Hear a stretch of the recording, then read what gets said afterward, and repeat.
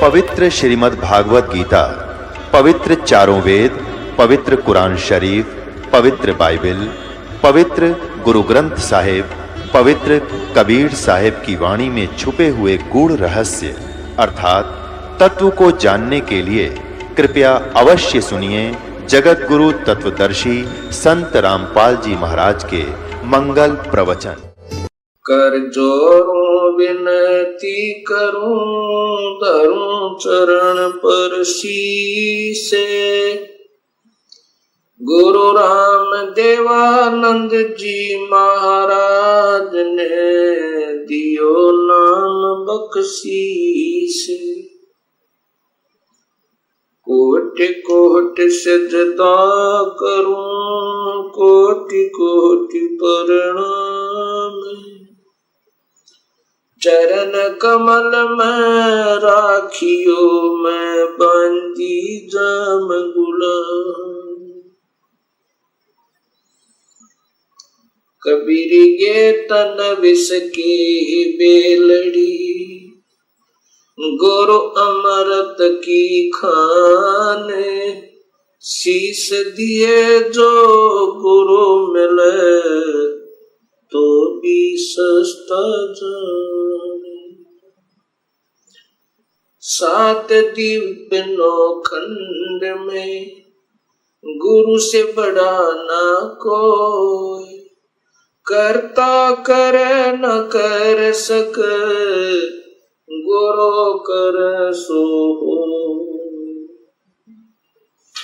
ग्रीब नमो नमो सतपुरुष को। नमस्कार गुरु कीन, सुर नर मुनि जन साधवा। संतों सर्वस दी, सतगुरु साहिब संत सब। दंडवोतम प्रणामी, आगे पीछे मध्य हुए, तिनको जा कुर्बानी। निराकार निर्वेशम, काल जाल भंजनम। निर्लेपम निज निर्गुणम, अकल अनुप बेसुंधनम। सोहम सुरत समापतम, सकल समाना नीरतले। उज्ज्वल हिरंबरे हरदमम, बेपरवाह था है वार पार नहीं मदतम। ग्रीब जो सुमर सिद्ध होई, गणनायक गलताना। करो अनुग्रह सोई, पारस पद परवाना। आज गणेश मनाऊं, गणनायक देवन देवा। चरण कमल लोलाऊं, आद अंत करूं सेवा। परम शक्ति संगीतम, रिद्धि सिद्धि दाता सोई। अवगत गुण अतीतम, सतपुरुष निर्मोही। जगदम्बा जगदीशम, मंगल रूप मुरारी। तन मन अर्पों शीशम, भक्ति मुक्ति भंडारी। सुर नर मुनि जन ध्यावे, ब्रह्मा विष्णु महेशा। शेष सहस मुख गावे, पूज्य आदि गणेशा। इंद्र कुबेर सरीखा, वरुण धर्म राय ध्यावे। समर्थ जीवन जी का, मन इच्छा फल पावे। 33 कोटि आधारा, ध्यावे शेष 88। उतर भव जल पारा, कट है यम की फांसी। 33 कोटि आधारा, ध्यावे शेष 88। उतर भव जल पारा, कट है यम की फांसी।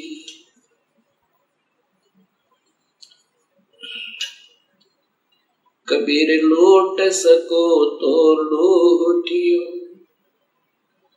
राम नाम की लोटे। पीछे फिर पछताओगे, प्राण जहांगे छूटे। नहीं भरोसा देही का, विनस जावे छन माही। श्वास उश्वास में सुमरण करो, और यतन कछु नाही। कबीर श्वास श्वास में नाम जपो, व्यर्थ श्वास मत खो। ना जाने इस श्वास को, आवण हो कि न हो।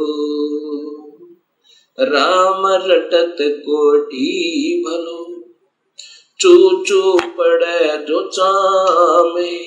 ये कंचन दे किस काम की, जा मुख नाही नामे। कबीर जिव्या तो वो ये बली, जो रटे हरि नामे।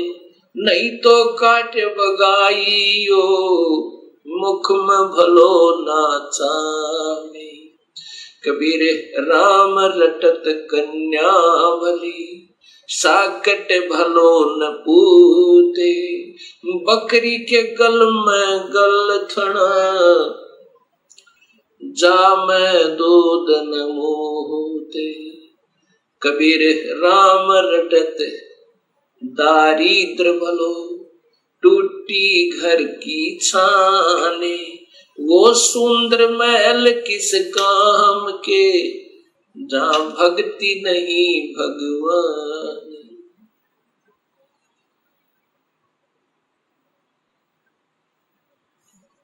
परमपिता परमात्मा पूर्ण ब्रह्म भगवान कबीर साहिब की असीम कृपा से परिभाषा प्रभु की सर्वभक्त समाज के समक्ष पहुंची। इस सत्य ज्ञान को श्रवण करके तथा टीवी के ऊपर देखकर हजारों की संख्या में भक्त आत्माओं के श्रद्धा भरे पत्र तथा साथ में टेलीफोन के माध्यम से हमें उनके हृदय की पुकार, हृदय से की हुई प्रशंसा हमारे पास पहुंची। साथ में उनकी विनम्र शंकाएं भी आई। विनम्र भाव से उन्होंने प्रार्थना की कि जो आपने शास्त्रों के आधार पर यह सत्य ज्ञान समाज को दिया है, इसके लिए हम बहुत आभारी हैं। ऐसा स्वच्छ, ऐसा सत्य ज्ञान ये अभी तक कहाँ छुपा रहा, इसका कारण क्या रहा? ये हमारा दुर्भाग्य रहा कि अभी तक हमें ये सत्य ज्ञान नहीं पता चला, जबकि सभी शास्त्रों में और ज्यों का तो प्रमाण मिला। अब ऐसे भक्त आत्माओं की अगर शंकाओं का समाधान नहीं हो पाया तो इस शंका रूपी कांटा फिर इस भक्ति रूपी मार्ग में बाधक बन जाता है। इसके लिए सर्वप्रथम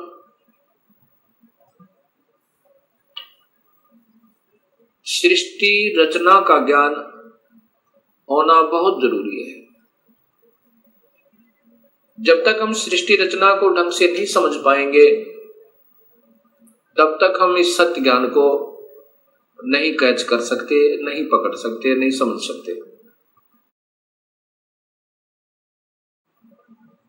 सृष्टि रचना के बारे में अभी तक समाज को, भगत समाज को, अपना कोई समाज नहीं है, कोई धर्म नहीं है हमारा एक ही धर्म है, मानव धर्म, और जीव अपनी जाति है। ये सबसे पहले हमने याद रखना चाहिए। जीव हमारी जाति है, मानव धर्म हमारा हिंदू, मुस्लिम, सिख, ईसाई ये धर्म नहीं कोई न्यारा है। हम एक पिता की संतान है, हमारा एक ही बाप है, वो कुल मालिक पूर्ण परमात्मा। और पिछले इतिहास को अगर हम देखें, उसमें ना कोई हिंदू था, ना मुसलमान, ना सिख, ना ईसाई। आज हम कोई हिंदू बना हुआ है, इस मानव शरीर के समाप्त होने पर भक्तिहीन प्राणी अपने संस्कारवश कभी पशु बन जाएगा, कभी पक्षी बनेगा, कभी पानी के जलचर बन जाएंगे। जब हम पशु होंगे तो हमारी पशु जाति होगी, और जब हम पक्षी होंगे तो हम पक्षी जाति के प्राणी होंगे। और ये भी हो सकता है कि हमारा कोई पुण्य संस्कार बचा हुआ हो, पुनर्जन्म मानव का हो, तो हम कोई हिंदू है वो मुसलमान के घर जन्म लेगा, क्योंकि हमारे पिछले संस्कार रले मिले हैं, अलग नहीं है। सिख धर्म लगभग 300 वर्ष पूर्व 10वें गुरु गोविंद सिंह जी के द्वारा ये निर्मित हुआ, इसका उत्थान हुआ। उससे पहले सब हिंदू थे। उनके पिछले नाम राजा राम, कृपाराम, रामचंद्र, चंद्रभान, इस प्रकार के 3-4 पीढ़ी से पूर्व के जितने पूर्वज हैं वो इन नामों पर है। ऐसे ही इससे पहले मुसलमान धर्म नहीं था। हजरत मोहम्मद जी ने एक विशेष पवित्र मार्ग बनाया था भक्ति का, लेकिन आने वाले समय में इसमें बहुत त्रुटियां बन गई। ऐसे ही पहले ईसा जी ने एक निर्मल भक्त समाज तैयार किया था। उससे पूर्व अब्राहिम जी ने, ऐसे ये आदम जी से पहले हिंदू धर्म था, और हिंदू से पहले एक केवल आर्य हुआ करते थे, कोई धर्म नहीं था। अब हमने ये विचार करना पड़ेगा कि हम दो नहीं हैं। जहां से भी भक्ति प्रारंभ होती है वो निर्मलता के आधार पर है। बीड़ी, शराब, मांस, तंबाकू उसमें कभी प्रयोग नहीं होता, और केवल एक प्रभु की ही साधना प्रारंभ होती है। आने वाले समय में उसमें त्रुटियां आ जाती हैं। मनमुखी गुरु लोग उसमें ढेर सारी त्रुटियां पैदा कर देते हैं, और जिसके कारण वो समाज का प्रारूप बदल जाता है। भक्त समाज का, उस धर्म का एक प्रारूप बदल जाता है, वास्तविकता नहीं रहती। फिर ऐसे ही सदियों उपरांत फिर ये मार्ग प्रारंभ होता है। उसमें प्रारंभकर्ता को कठिनाइयां अवश्य आती हैं। समाज समझता है कि ये निंदक है, सभी को की साधनाओं को गलत बता रहा है। बिल्कुल नहीं, गलत उनको लगेगा ये मार्ग जिनको स्वयं शास्त्रों का ज्ञान नहीं, और उनके गुरुदेव अधूरे हैं, जिन्होंने आज तक ये नहीं बताया कि ये सृष्टि कैसे रचेगी, जबकि शास्त्रों में विद्यमान है ये सारा ज्ञान। अब सबसे पहले हमने सृष्टि रचना का सही ज्ञान होना चाहिए। तो अब दास आपको सृष्टि रचना बताना चाहेगा। सर्वप्रथम केवल एक ही प्रभु था, उसका नाम कबीर है। वास्तविक नाम उस परमात्मा का कबीर है। वो अनामी लोक में, अकय लोक में रहता था, और वहीं पर हम सब जीव उसी परमेश्वर कबीर में समाये हुए थे। उसके बाद उस परमात्मा ने स्वयं प्रकट होकर, अर्थात अपने उस अनामी लोक में स्वयं ही 3 नीचे के लोकों की और रचना की। अलख लोक, अगम लोक, फिर अलख लोक, और नीचे का सतलोक। फिर सतलोक में आकर के उस परमेश्वर ने अन्य रचना की, सर्वप्रथम एक शब्द से 16 द्वीपों की रचना की। उसके बाद 16 शब्द फिर उच्चारण किए, उनसे अपने 16 पुत्रों का निर्माण किया, उनकी शब्द से उत्पत्ति की, वचन से, और उनको उन 16 द्वीपों में रहने की आज्ञा दी। उनमें से एक पुत्र अचिंत को उस सत पुरुष ने, क्योंकि सतलोक में उपमात्मक नाम उसी कबीर परमेश्वर का सतपुरुष, नि अक्षर पुरुष, परम अक्षर पुरुष, शब्द स्वरूपी राम, अकाल मूर्त, पूर्ण ब्रह्म, ये उनके उपमात्मक नाम है, और वास्तविक नाम उस परमेश्वर का कबीर है।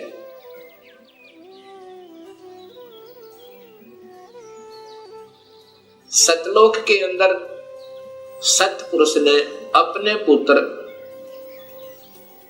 अचिंत से कहा कि आप यहाँ की अन्य सृष्टि रचना को करो मेरी शक्ति तक। अचिंत ने अपनी शब्द शक्ति से अक्षर पुरुष परब्रह्म की उत्पत्ति की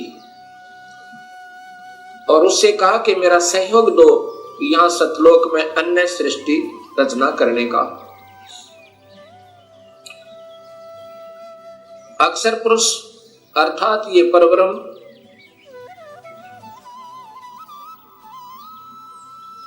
एक सतलोक में बने हुए मान सरोवर में, उसके अंदर अमृत जल है। सतलोक के अंदर जल अमृत है। उस अमृत सरोवर में प्रवेश कर गए और वहां आनंद से विश्राम करने लगे। अक्षर पुरुष को निद्रा आ गई। सतलोक के अंदर श्वासों से शरीर नहीं है।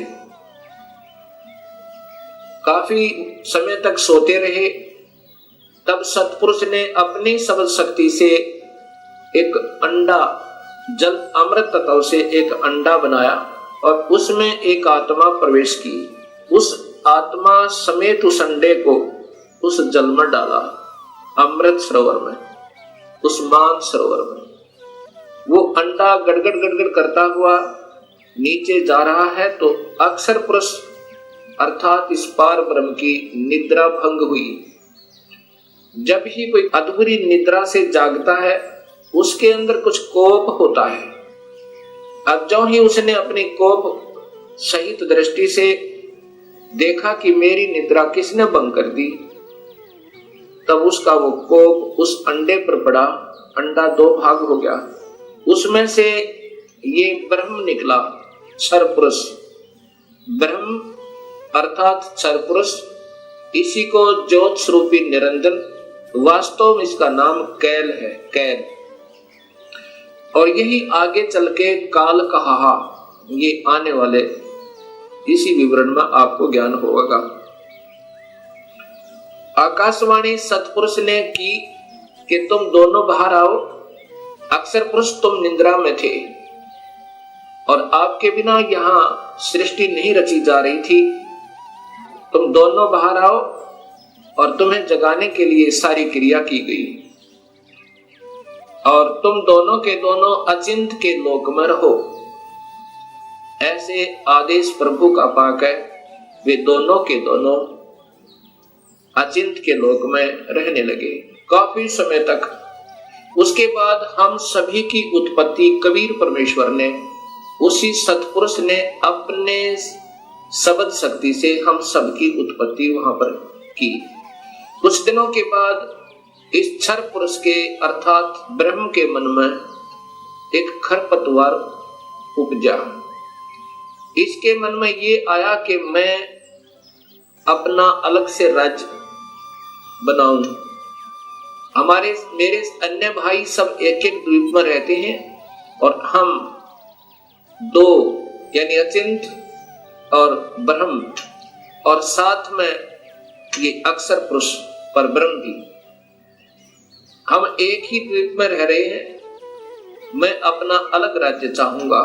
इस उद्देश्य से ब्रह्म ने क्षर पुरुष ने, ज्योत स्वरूपी निरंजन ने 70 युग तक अलग से एक पैर पर खड़ा होकर तपस्या की।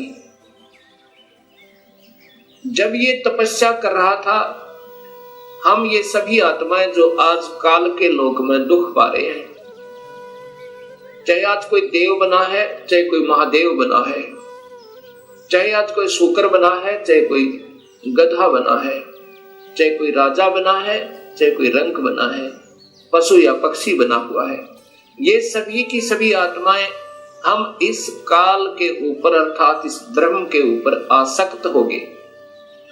और यही बीमारी आज हमारे अंदर विद्यमान है, यही प्रक्रिया। जैसे ये नादान बच्चे किसी हीरो और हीरोइन को देखकर उसकी अदाओं के ऊपर इतने आसक्त होते हैं, हो जाते हैं कि वो अगर आसपास कहीं किसी शहर में वो हीरो, वो अभिनेता या अभिनेत्री आ जाए, लाखों की संख्या में उनके दर्शनार्थ भीड़ उमड़ जावे और लेना एक न देने दो, कुछ मिलना नहीं उससे। ऐसी हमारी वृत्ति वहां बिगड़ी थी सत्यलोक में। हम वहां रहा करते थे अपने पिता के पास, कोई दुख नहीं था, कोई मृत्यु नहीं थी, हमारे परिवार थे, हम प्यार से रहा करते थे। लेकिन वहां हम अपने पति भर्ता पद से गिर गए, अपने मूल मालिक उस पूर्ण ब्रह्म जो सर्व सुखदायी सदा सहाय आत्मा का आधार वास्तव में भगवान है, जो जीव को दुखी नहीं करता, जन्म मरण के कष्ट में नहीं डालता, कुत्ते और गधे नहीं बनाता, उसको छोड़कर और हम इस काल यानी ब्रह्म के ऊपर आसक्त हो गए। जब इसने 70 युग तप कर लिया, तब पूर्ण परमात्मा ने, पूर्ण ब्रह्म ने, सतपुरुष ने पूछा भी क्या चाहता है तू काल, कैल क्या चाहता है, ब्रह्म तू क्या चाहता है। तब इस ज्योत स्वरूपी निरंजन ने कहा कि पिताजी, ये स्थान जहां मैं रह रहा हूं ये कम है, मुझे अलग से राज्य दो। तब उस पूर्ण ब्रह्म ने इस ब्रह्म के तप के बदले में 21 ब्रह्मांड प्रदान कर दिए, जैसे 21 प्लॉट दे देवे कोई साहूकार पिता अपने पुत्र को। 21 ब्रह्मांडों को पाकर ये ज्योत निरंजन बड़ा प्रसन्न हुआ। कुछ दिनों के बाद इसके मन में आया कि इसमें कोई अन्य रचना करूं, उसके लिए कुछ सामान पिताजी से मांगू। इसने 70 युग तप फिर किया। तब सतपुरुष ने पूछा कि आप क्या चाहते हो, आपको 21 ब्रह्मांड प्रदान कर दिए। तब इस ब्रह्म ने कहा कि पिताजी, इसमें कुछ रचना करना चाहता हूं, कृपा रचना करने की सामग्री दीजिए। सतपुरुष ने इस ब्रह्म को 5 तत्व और 3 गुण प्रदान कर दिए। इसके बाद इसने सोचा कि ब्रह्म ने सोचा कि इसमें जीव भी हो, मेरा अकेले का मन नहीं लगता। इस उद्देश्य से 64 युग तप फिर किया। तब सतपुरुष ने पूछा कि क्या चाहता है ज्योत निरंजन, अब तो तुझे मैंने जो मांगा सो दे दिया। तब ब्रह्म ने कहा पिताजी, कृपा मुझे जीव प्रदान करो, मेरा अकेले का दिल नहीं लगता है। उसमें पूर्ण ब्रह्म सतपुरुष कबीर परमेश्वर ने कहा कि ज्योत निरंजन, तेरे तप के बदले में राज्य दे सकता हूं और ब्रह्मांड चाहिए वो दे सकता हूं, परंतु ये अपनी प्यारी आत्मा, अपना अंश नहीं दूंगा तुझे। ये तो तेरे किसी भी क्रिया, धर्म, धार्मिक क्रिया से, तप से, किसी भी जप से नहीं दूंगा। हाँ, यदि वो स्वयं कोई जाना चाहता है अब सब इच्छा से, कोई हंस आत्मा, कोई भक्त आत्मा, तो मैं स्वीकृति दे सकता हूं, नहीं तो मैं अपनी इच्छा से नहीं कहूंगा। ये मैं नहीं दे सकता। इस बात को सुनकर ये ब्रह्मचर्य पुरुष ज्योत स्वरूपी निरंजन अर्थात जो भविष्य में फिर काल कहलाया, हमारे पास आया। आज हम जितने भी ये दुखी आत्मा इस काल के 21 ब्रह्मांड में पीड़ित हैं, हमारे पास ये ब्रह्म आया और हमसे कहा कि मैं वहां अलग से ब्रह्मांड लिए हैं मेरे पिताजी से अपने तप के बदले में। वहां ऐसे स्वर्ग बनाऊंगा, महास्वर्ग बनाऊंगा और ऐसे दूधों की नदी बहाऊंगा, झरने बनाऊंगा। क्या आप मेरे साथ चलना चाहते हो? तब हम सभी ने जो यहां काल के 21 ब्रह्मांडों में पीड़ित हैं, कहा कि यदि पिताजी हमें आज्ञा दें तो हम चलने को तैयार हैं। इस बात को सुनकर ज्योत स्वरूपी निरंजन कबीर परमात्मा के पास आया और उससे कहा कि पिताजी कुछ आत्माएं हमारे साथ चलने को तैयार हैं। सतपुरुष से कहा इस काल ने ब्रह्म ने कि पिताजी कुछ आत्माएं मेरे साथ चलने को तैयार हैं, उन्होंने सहमति दी है। तब पूर्ण परमात्मा सतपुरुष अर्थात कबीर देव ने, कबीर साहिब ने कहा कि यदि वो मेरे सामने स्वीकृति देंगी, जितनी भी आत्माएं हैं जो तेरे साथ जाना चाहते हैं, तो मैं उनको आज्ञा दे दूंगा। ऐसा कहकर के सतपुरुष हम सभी आत्माओं के पास आया जो आज काल के लोक में कैद में बंद हैं। सतपुरुष ने, उस अकाल मूर्त ने, शब्द स्वरूपी राम ने हमसे पूछा कि जो आत्मा इस ब्रह्म के साथ जाना चाहती हैं वो अपनी सहमति व्यक्त करें। उस समय हम सभी घबरा गए और नहीं हिम्मत पड़ी अपने पिता के सामने स्वीकृति देने की। उस समय एक आत्मा ने सर्वप्रथम हिम्मत किया, डेयर किया और कहा कि पिताजी मैं इस ब्रह्म के साथ जाना चाहता हूं। उसकी देखा देखी फिर हम सभी ने स्वीकृति दे दी।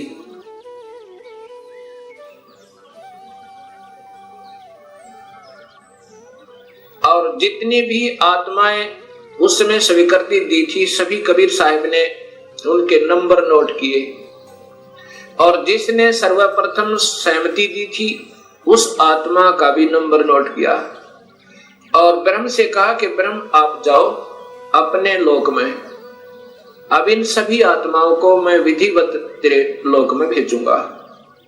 ऐसा कहकर के सतपुरुष ने अपनी शब्द शक्ति तक उस प्रथम स्वीकृति देने वाली आत्मा को एक लड़की का रूप बना दिया और उसको उसके अंदर एक शब्द शक्ति दे दी और हम सभी जीव आत्माओं को, उसे प्रकृति देवी भी कहते हैं, अष्टंगी भी कहते हैं और वही महामाया भी कहलाई।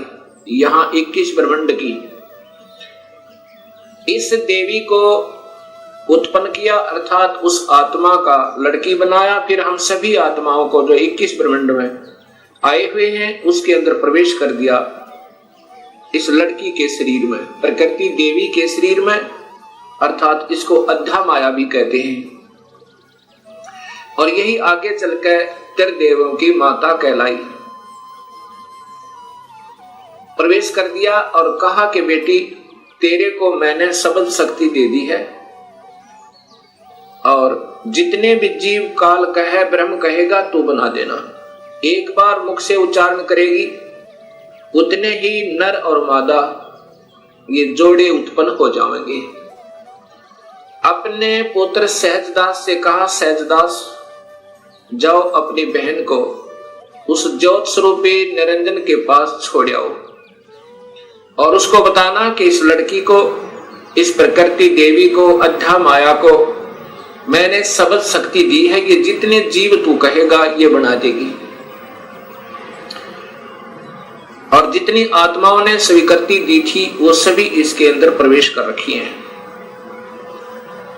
सहजदास प्रकृति देवी को लेकर, अध्या माया को लेकर ज्योत निरंजन के पास आया, उसके पास छोड़ दिया और कहा कि पिताजी ने ऐसे ऐसे कहा है, इस लड़की के पास सब शक्ति है और जितने जीव तू कहेगा ये नर और मादा अपने शब्द से उत्पन्न कर देगी। ऐसा कह करके सहजदास अपने लोक में लौट आया, अपने द्वीप में आ गया। युवा होने के कारण लड़की का रूप निखरा हुआ था। इस ज्योत स्वरूप निरंजन ब्रह्म अर्थात क्षर पुरुष के मन में नीचता उत्पन्न हुई। जो आज सब जीवों में विद्यमान है, वही व्यक्ति, वही प्रक्रिया, वही ये बुरी आदत युवा लड़की को देखकर उसके साथ बद व्यवहार करने की चेष्टा इस क्षर पुरुष ने अर्थात ज्योत स्वरूपी निरंजन ने की। लड़की ने, प्रकृति देवी ने कहा कि ज्योत निरंजन तू होश में आ जा, तू और मैं एक ही पिता की संतान है। पहले तेरी उत्पत्ति हुई उन्हीं के शब्द तय अंडे में और उन्हीं ने मुझे उत्पन्न किया। तू और मैं बहन और भाई हैं। बहन भाई का ये कर्म पाप का भागी होता है, तू मान जा मेरी बात। ज्योत निरंजन ने एक भी बात उस लड़की की नहीं सुनी और मदहोश होकर, विषय वासना के वश होकर, काम वश होकर उस लड़की को पकड़ने की चेष्टा की, दुष्कर्म करने के लिए। लड़की ने अपनी इज्जत बचाने का और कहीं स्थान ना पाकर, जो ही उस काल ने, ज्योत स्वरूपी निरंजन ने, क्षर पुरुष ने ऐसे मुंह खोला हुआ था, आलिंगन करने के लिए ऐसे बाजू फैलाई थी, उसी समय लड़की ने छोटा रूप बना, सूक्ष्म, बहुत सूक्ष्म, और उसके पेट में चली गई अपनी इज्जत रक्षा के लिए। वहां से अपने पिता से पुकार की, हे परम पिता, हे सतपुरुष, हे कबीर परमेश्वर, मेरी रक्षा करो। इस प्रकार मैं काल से अपनी इज्जत रक्षा के लिए, इस ब्रह्म से अपनी इज्जत रक्षा के लिए इसके पेट में प्रवेश हूं और मुझे आकर मेरी रक्षा करो, मुझे बचाओ इससे। उसी समय कबीर परमेश्वर ने अपना ही दूसरा रूप अपने पुत्र योग संतायन अर्थात योग जीत, उसे जोग जीत भी कहते हैं, योग जीत का रूप बनाकर काल के 21 ब्रह्मांडों में प्रकट हुए और कहा कि ज्योत स्वरूपी निरंजन तूने जुल्म कर दिया, आपने ये ऐसा जुल्म कर दिया, ऐसे कर्म करने वाले पाप आत्मा को इस सच्चे लोक में ये श्राप, ये कर्म, ये पाप लगता है कि 1 लाख जीवों का, मनुष्य शरीरधारी जीवों का रोज आहार करेगा और 1.25 लाख की उत्पत्ति करेगा। पिताजी ने आदेश दिया है मुझे कि आप यहां से निकल जाइए अपने 21 ब्रह्मांड को लेकर, और लड़की को उसके पेट से निकाल दिया, प्रकृति देवी को इस ब्रह्म के पेट से निकाल दिया और उनको 21 ब्रह्मांड समेत और दोनों को वहां से निष्कासित कर दिया और कहा कि प्रकृति तूने स्वयं अपने पैर पर कवाड़ा मारा है, अपने पिता से दूर होगी तू, अब इसकी सजा तू ही पावेगी और जाओ यहां से 21 ब्रह्मांड लेकर आप चले जाओ। इतना कहते ही 21 ब्रह्मांड वायुयान की तरह वहां से चल पड़ा और वहां से सतलोक से 16 शंख कोश की दूरी पर नील पद्म शंख यानी 16 मिलियन 16 शंख कोश की दूरी पर ये 21 ब्रह्मांड आकर के स्थिर कर दिए कबीर परमेश्वर ने अपनी शक्ति तय। अब इस ज्योत स्वरूपी निरंजन के मन में फिर यही नीचता फिर उठी और कहा कि अब मेरा कौन क्या बिगाड़ सकता है, अब मैं मनमाना करूंगा।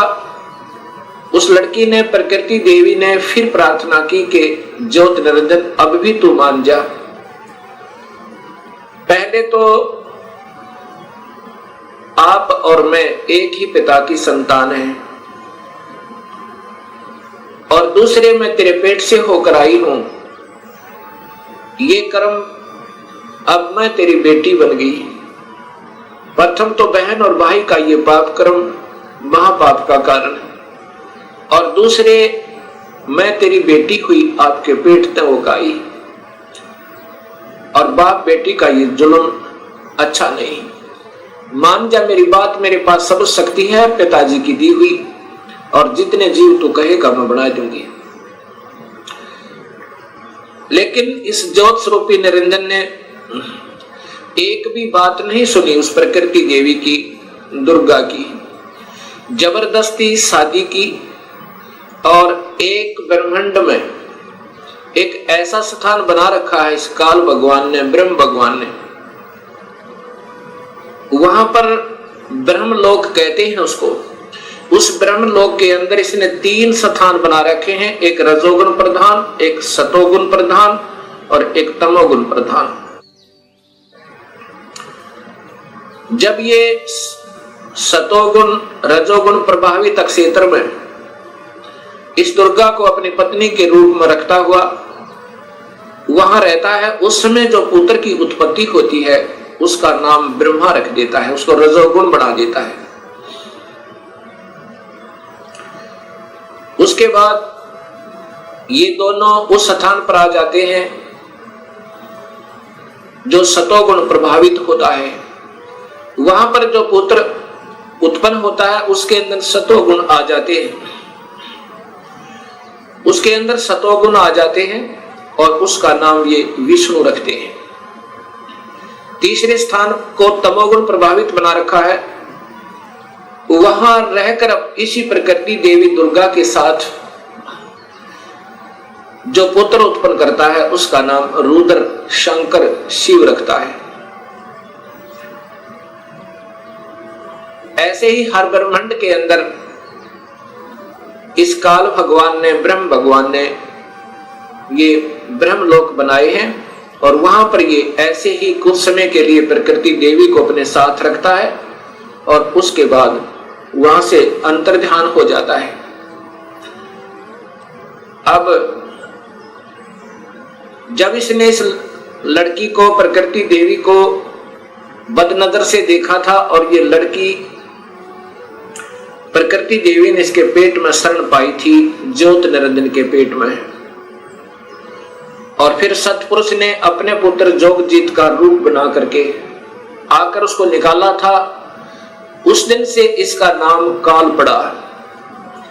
कहा था कि आज से तेरा नाम काल होगा और 1 लाख जीवों का, मनुष्य शरीरधारी प्राणियों का रोज आहार करेगा और 1.25 लाख की उत्पत्ति किया करेगा। ये वहां पर सतलोक के अंदर ऐसा दुष्कर्म करने वाले को सबतः पाप लग जाता है। अब ज्योत स्वरूपी निरंजन काल ने अपनी पत्नी से कहा कि मैं ऐसे स्थान पर रहूंगा जहां पर कोई नहीं आ सकता, और आज के बाद मैं किसी भी 20 ब्रह्मांड के अंदर किसी भी व्यक्ति को, किसी भी प्राणी को आकार रूप में दर्शन नहीं दूंगा। मुझे निराकार समझा करेंगे, लेकिन मैं अपने वास्तविक रूप, काल रूप में अपने 21वें ब्रह्मांड में रहा करूंगा। वहां पर कोई नहीं आ सकता, ना ब्रह्मा आ सकता, ना विष्णु आ सकता, ना शिव आ सकता, और ना ही कोई वेदों में के अनुसार साधना करने वाले साधक आ सकते। मैं वहां रहा करूंगा और सर्व कार्य मैं गुप्त रूप से किया करूंगा। तब प्रकृति देवी ने कहा कि निरंजन मैं तेरे वश होगी, अब कुछ भी नाच नचा। इतने बड़े ब्रह्मांडों को, इन 20 ब्रह्मांडों को मैं कैसे चलाऊंगी एक स्त्री की जाति, और तू मुझे छोड़कर जा रहा है, कहता मैं आज के बाद किसी को दर्शन नहीं दूंगा।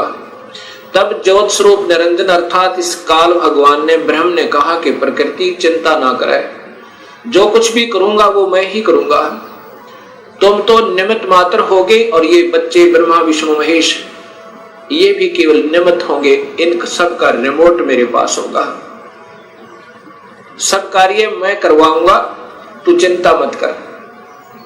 और जब ये बच्चे थोड़े से सियाने हों, इनको अचेत कर देना, जब ये बाल अवस्था से ऊपर उठे इनको अचेत कर देना, और मेरा भेद मत बताना, ये समझ लेना ध्यान से, अगर मेरा भेद तूने इनको बताया तो मेरे से बुरा नहीं होगा। ऐसे उसको डरा धमका दिया। इस प्रकार ये काल उसके बाद निराकार कहलाता है, लेकिन ये आकार में अपने उस काल लोक में विद्यमान रहता है। जब ये बच्चे ब्रह्मा विष्णु महेश सियाने हुए, तब तक इनको अचेत रखा गया। जब ये सियाने हुए, उसमें ब्रह्मा को कमल के फूल पे, विष्णु को शेष सैया पे, और शिव को एक कैलाश पर्वत पे इनको बेहोश रखा हुआ था, और फिर वहां पर सचेत कर दिया। सबसे पहले ब्रह्मा को कमल के फूल पे इसी स्वयं ब्रह्म ने, काल ने अपने ही नाभि से एक कमल प्रकट किया। वो महाविष्णु, महाब्रह्मा, महाशिव रूप में, 3 रूप में ब्रह्मलोक में रहता है, हर ब्रह्मांड के अंदर। उस समय ब्रह्मा को उस कमल के फूल पर रख दिया। ब्रह्मा को ये नहीं मालूम कि मैं कहां से उत्पन्न हुआ, कौन मेरा माँ है, कौन मेरे पिता है। उसके बाद आकाशवाणी हुई कि तुम तप करो। ब्रह्मा ने 1000 वर्ष तक तप किया। फिर आकाशवाणी हुई कि सृष्टि करो। तब ब्रह्मा ने सोचा कि मैं काहे की सृष्टि करूं, सब जगह जल ही जल है,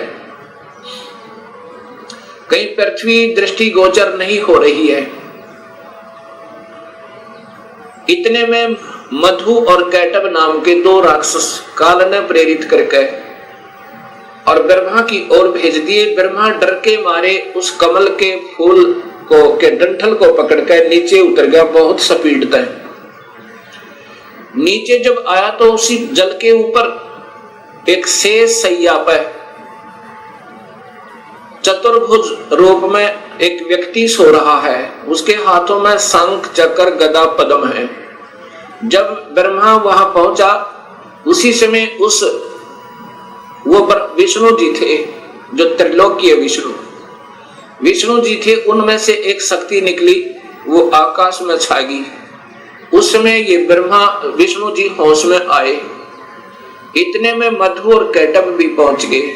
मधु और कैटब के साथ भगवान विष्णु ने 5000 वर्ष तक युद्ध किया, वो नहीं मरे। फिर उस शक्ति ने जो आकाश में छाई थी, एक लड़की का रूप बनाया, देवी का, और मधु कैटब को मोहित किया, अपनी ओर आकर्षित किया अपनी कलाओं से, अदाओं से। जब मधु और कैटब उस लड़की की तरफ देखने लगे तो विष्णु जी ने पीछे से उनकी गर्दन पकड़कर दोनों को मार डाला। अर्थात 5000 वर्ष तक भगवान विष्णु से 2 राक्षस नहीं मरे। वो भी तब मरे जब उस माता ने सहयोग दिया, उनको अट्रैक्ट कर लिया, आसक्त कर दिया। इससे 2 बातें सिद्ध होती हैं कि ये समर्थ नहीं है। जब 5000 वर्ष तक 2 राक्षस नहीं मर पाए भगवान विष्णु से, तब ब्रह्मा जी और विष्णु दो थे, इतने में रुद्र अर्थात ये शिव भी वहीं प्रकट हो गया। ब्रह्मा जी देवी भागवत महापुराण में बताता है कि फिर हम तीन हो गए, ब्रह्मा विष्णु और शिव। तब देवी ने कहा कि तुम तीनों देवता अपने अपने कार्य को ध्यान से सुनो और उस पर संलग्न हो जाओ। ब्रह्मा जीवों की उत्पत्ति करवावे, उनको रजोगुण प्रभावित करके, ये केवल इतने ही ब्रह्मा हैं। और विष्णु फिर इनके आपस में सतिथि बनाए रखे, मोह ममता में फंसाए रखे, ये विष्णु जी की ड्यूटी है। और शिव की ड्यूटी है कि ये संहार करे।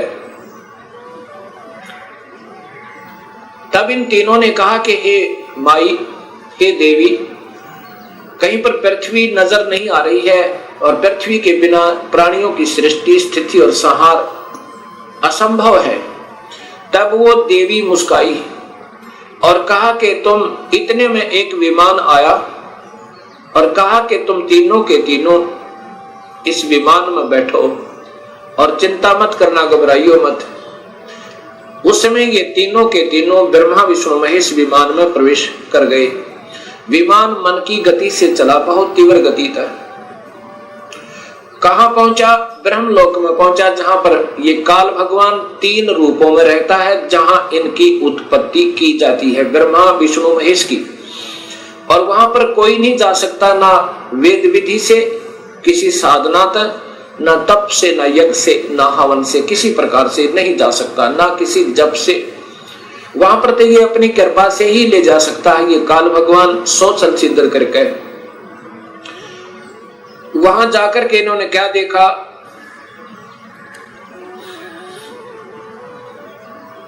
एक इंद्र देखा वहां पे, क्योंकि वो महास्वर्ग के अंदर एक महा इंद्र है।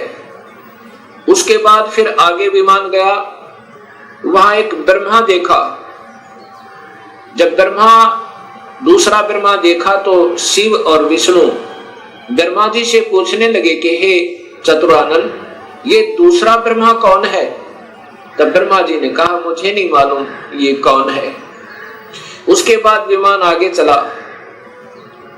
फिर क्या देखा कि एक त्रिनेत्रधारी भगवान शिव दूसरा देखा, जो नंदी वृषभ पर सवार थे, हाथ में त्रिशूल लिए हुए थे।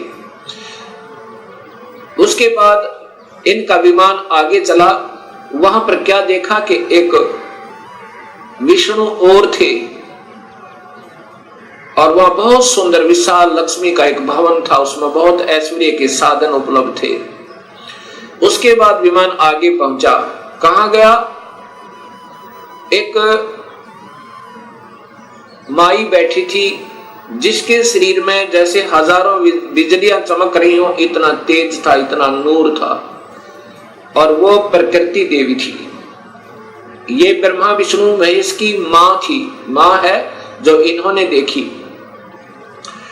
विमान वहां रुका। देवी एक विशाल भवन के अंदर विराजमान थी। तब उसने कहा कि तुम तीनों के तीनों जहाज से नीचे उतरो। हम नीचे उतरे। ब्रह्मा विष्णु महेश, ब्रह्मा बता रहा है देवी भागवत महापुराण में, नीचे उतरे। तब विष्णु जी ने ध्यान से देखा और कहा कि ये तो अपनी मां है। इस माई के दर्शन मैंने किए थे जब मैं बालक था, छोटा सा था। जब मैं बालक था, छोटा सा था, तब मैंने इस माई के दर्शन किए थे। इससे सब सिद्ध है कि इनका जन्म है और ये तीनों की मां है। तब ब्रह्मा विष्णु और शिव ने तीनों ने स्वीकार कर लिया कि ये ही अपनी जननी है। तब शिव जी कहते हैं, हे माता, जब आप ब्रह्मा को उत्पन्न करने वाली आप हैं, विष्णु भी जब आपके बालक हैं, तो ये तीसरा भी आप ही का बच्चा है। आप ही हमें गुप्त भेद नहीं बता रहे थे, अब हमने आप ही की कृपा से ज्ञान हुआ। अब इसका प्रमाण आपको सबसे पहले देवी भागवत महापुराण में देता हूं। पहले आपको देवी भागवत महापुराण से प्रथम शिव पुराण को दिखाता हूं, उसके बाद फिर आपको देवी भागवत महापुराण दिखाऊंगा।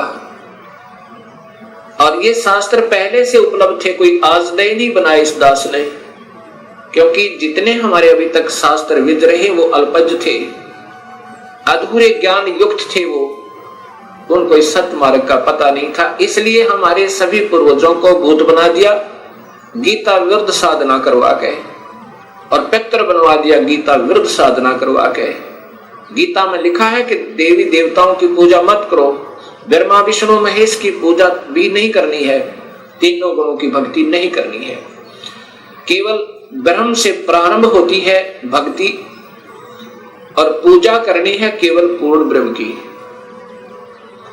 अब मैं आपको देवी भागवत, पहले आपको शिव महापुराण दिखाता हूं।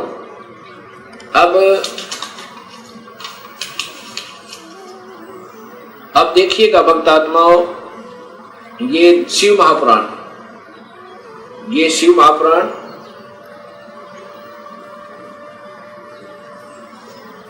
इसके अंदर आपको पता चलेगा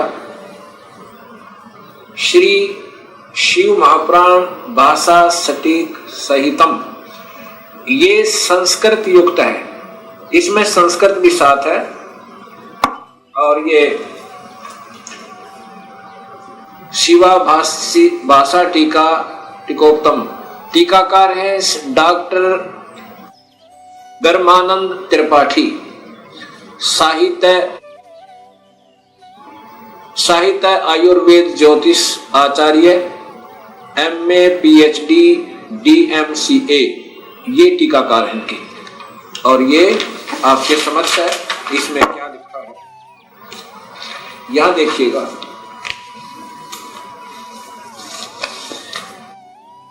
यहां से पढ़िएगा, ये संस्कृत है और ये हिंदी आपको दिखाना चाहूंगा। प्रलय काल में हे मुनिवर, प्रलय काल में भी शिव पार्वती का कभी वियोग ना होने के कारण ही काशी को अविमुक्त अक्षेत्र कहते हैं। प्राचीन काल में शिवजी ने इस अक्षेत्र का नाम पहले नंदनवन और बाद में अविमुक्त रखा था। हे देवर्षि नारद, आनंद वन में रमण करते हुए शिव पार्वती के मन में इच्छा हुई कि किसी दूसरे पुरुष का निर्माण किया जाए,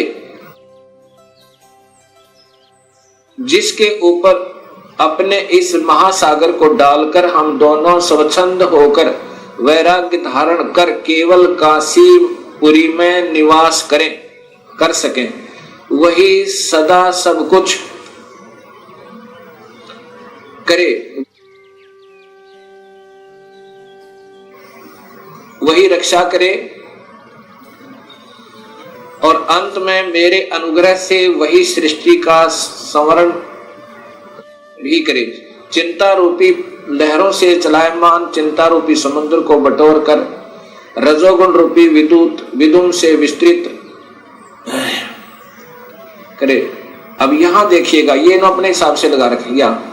ऐसे विचार कर उस सर्वव्यापक भगवान ने उस पराशक्ति के 10वें अंग, ये 10वां अंग देखिएगा, ये ध्यान रखना, 10वें अंग अर्थात योनि में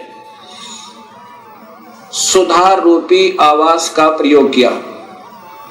ये दिखाना चाहते हैं आपको कि ये कहना क्या चाहते हैं हम। तब उससे तीनों लोकों में सुंदर एक पुरुष प्रकट हुआ, जो शांत एवं सतोगुण से युक्त था, गंभीरता में समुद्र के सम्मान तथा अक्षमावान था। हे मुनि, वह पुरुष इंद्र लक्ष्मणी के सदृश कांति वाला, अर्थात ये था कौन, ये देखिएगा नीचे। शिवजी ने कहा, उस जो पुत्र उत्पन्न हुआ उसको कहा, सर्वव्यापक होने से तुम्हारा विष्णु यह प्रसिद्ध नाम होगा। ये देखिए, जानता है। फिर देखिए, सर्वव्यापक होने से शिव ने कहा, शिवजी ने कहा सर्वव्यापक होने से के कारण तुम्हारा विष्णु यह प्रसिद्ध नाम होगा। अब इससे सिद्ध हो गया कि शिवजी से विष्णु की उत्पत्ति। एक बात कर लीजिए,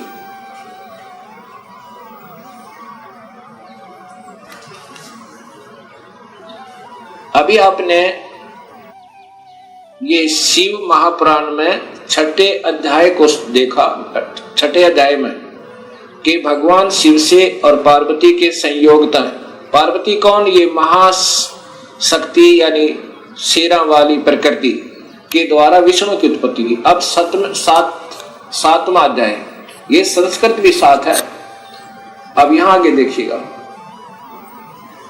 ये हिंदी देखिएगा। ब्रह्मा जी ने कहा कि विष्णु भगवान के शयन करने के बाद उनकी नाभि से एकाएक बहुत बड़ा कमल पुरुष उत्पन्न हुआ, कमल पुष्प। अब ये ब्रह्मा बता रहा है लेकिन तुक्के लगा रहा, क्योंकि ये स्वयं बेहोश था पहले, इसको आप ही नहीं मालूम वो कौन से विष्णु की नाभि से मिला। ये देखिएगा, उत्पन्न हुआ जिसकी नाल टनकार फल फूल के फूल। अब ज्यादा ना देख रही है, देखिएगा। उस सांब शिव परमेश्वर भगवान शिव ने पहले की भांति जैसे विष्णु की उत्पत्ति की थी दुर्गा और काल के संयोग तय, पहले की भांति अपने दाहिने अंग से मुझे उत्पन्न किया। ब्रह्मा कह रहा कि मेरी उत्पत्ति भी उस काल ब्रह्म से, यानी शिव कह रहे हैं, ये शिव हो महा ब्रह्मा महाविष्णु महाशिव रूप में ये काल ही रहता है, मुझे उत्पन्न किया। ये ब्रह्मा जी ने बताया। कई भक्तात्मा कहते हैं कि जो गीता प्रेस गोरखपुर से प्रकाशित पुस्तकें हैं वही विशेषकर आम भक्त समाज उनको सत्य मानता, एथेंटिक मानता है। अब आपके सामने यही गीता प्रेस गोरखपुर से प्रकाशित ये पुस्तक दिखाते हैं, शिव महापुराण।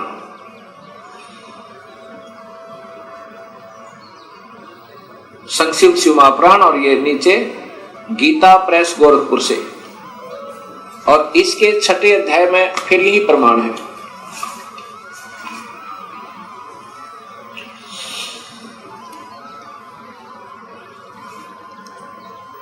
इसी शिव महापुराण का ये छठा अध्याय है। ये शिव महापुराण अध्याय नंबर 6, उसके बीच से सुना रहा हूं, आप इसको खरीद कर देख भी सकते हो।